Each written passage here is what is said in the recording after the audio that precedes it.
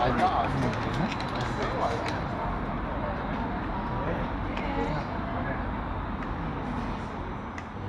väga kõnetas, ma Tiiul külas käisin, et tema rohelised maalid ja see kõik see rohelus ja see looduse teema ja see dialoog loodusega ja nii me Tiiuga kokku leppisime, et teeme siia ka sellise looduse palvenäituse, et aga ma annan hea meelega sõna kunstnikule, et Tiiu saaks natukene teile rääkida, et mis siin väljas on ja palun Tiiu.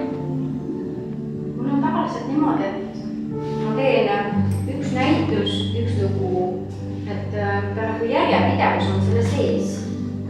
Et siin jätkasin seda, et kõik on nagu roheline ja kõik on ühes formaalis ja kõik on üks lugu, kuigi kõik see üks lugu on hästi erinev. Sellepärast, et ta võib ühte kokku koondada tervikusse ja ta on üks tervik, aga tegelikult selle terviku sees on üks lugu.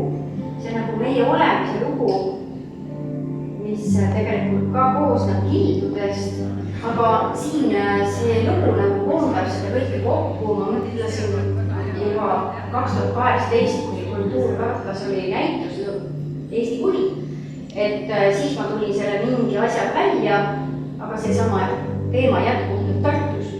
2 päeva tagasi panin näituse ülesse, aga nad jätkavad, nad on nagu seotud nagu ühte tervikusse sama asjaga. Ja see looduse palve oli tegelikult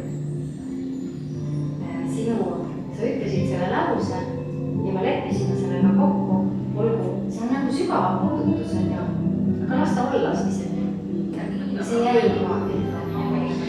Ja aga igale sellele tööl on oma lugu ja selle looga, kui kunstnik jääb oma loo sisse, minu on niimoodi, et ma unustan kõik ära.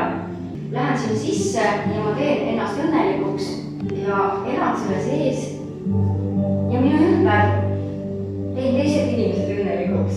See ongi see, et me peaksime teineteiselt õppima, kuidas koostööd teha, et olla õnnelikud